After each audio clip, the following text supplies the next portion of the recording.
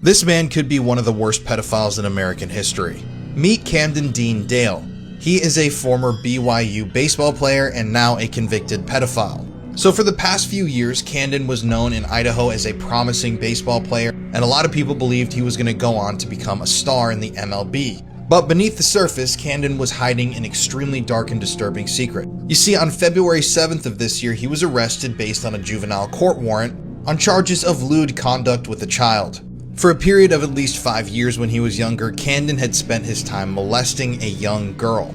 This young girl, who hasn't been identified, was allegedly close to Camden's family, and he was given access to her because her family seemed to trust Camden. However, he started molesting this girl when she was only 7 years old. Later on, she would claim that he touched her under her clothes almost every time they were together. She told a story about Camden holding his hand over her mouth at age 11 while he molested her so that family members that were nearby wouldn't hear. She also described holding back cries of pain when Camden was pleasured, and said that the abuse led to severe trauma, sleep loss, vomiting, and so much more.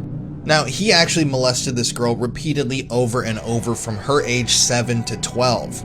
And then he moved on and started playing baseball and thought everybody would forget about this. However, all these allegations came to light earlier this year when he was arrested.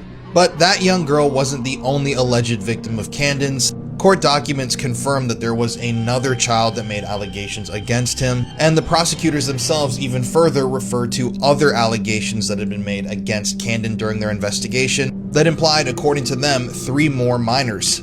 So this guy is clearly a sick pedophile who should never see the light of day again, right? Well, no, that's not what happened.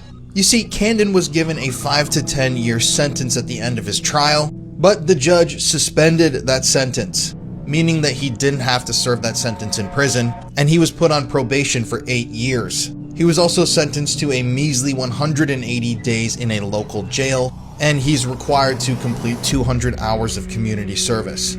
So here you have a full-grown man, 22 years old, who repeatedly molested a child for 5 years, caused irreparable damage to her, and also allegedly, according to court documents, may have molested even more children. This guy's an absolute super predator, and yet he's only handed a sentence of 180 days in jail and a 5 to 10 year suspended sentence in prison. This absolutely disgusts me, and the people who handed this sentence down and handled this trial and everything should be deeply ashamed of themselves. We have a pedophilia problem here in America, and we do not punish these people hard enough, but I've never heard of a sentence like this one. And if he wasn't a white, promising, upcoming baseball player, I think things would have gone a little bit differently for Camden.